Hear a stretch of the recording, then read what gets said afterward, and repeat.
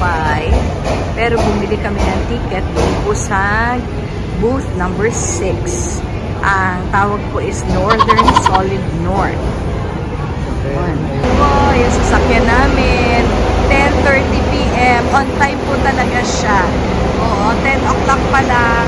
Andito na at nagpaakyat na siya. Okay. So, kami ang nauna. Pangasinan Solid North Transit. Dito ang CR. Ayan. Ito may CR talaga siya. Please do not flush any other product apart from the toilet tissue down the toilet. Yan ang notice.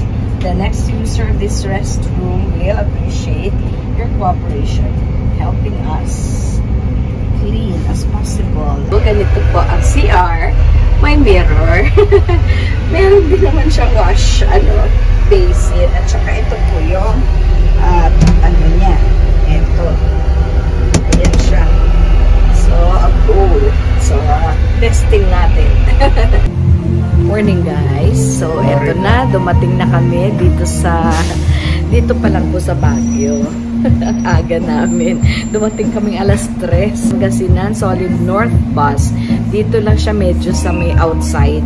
Sa may outside lang ng Baguio. Kaya, dahil ang aga namin, wala kaming masakyan. May konti lang yung mga taxi. Kaya mag-aantay muna kami dito sa Homies. Opo, ikotin ko yung ng Homies. Antok pa yan. Ayan. Yan, ang daming kumain. Le Homies Cocina. Ayan. Okay, ganda no? Ang ganda ng Le Homies.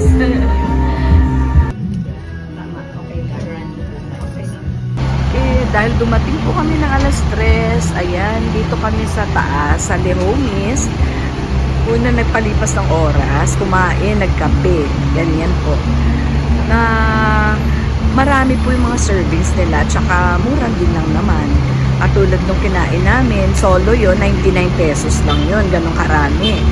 Oo, isa-isa. Tapos, bali yung kape, 75 pesos. So, ayan. Oo, naka-CR. At, ayan, sobrang aga pa talaga. Ang lamig ng Baguio. Nako. Ayan, ito po ay Victory Liner. Dito, yung Victory Liner. Tsaka, ayan po, yung mga, mga buses. So, pupunta pa kami doon sa may city talaga. Ito, medyo sa outskirts lang. At hindi pa kami makakasakay ng maaga dahil sobrang aga namin.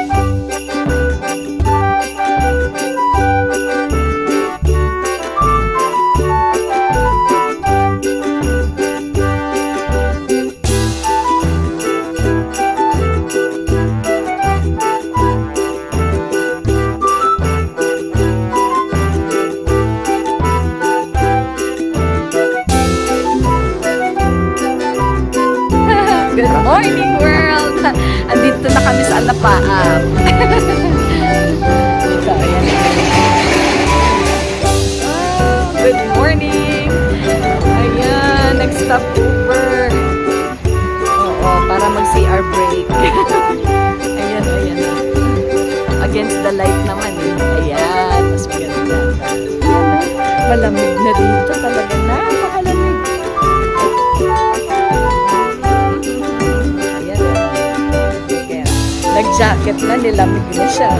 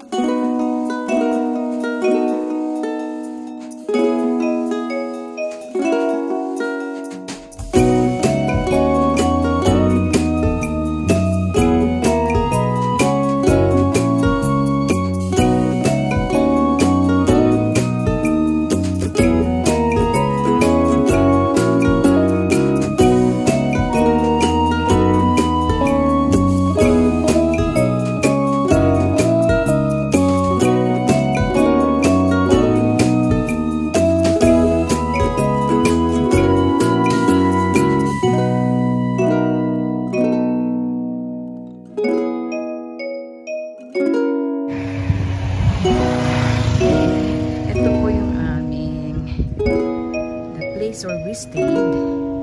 Ito po yun. Sabi po dito is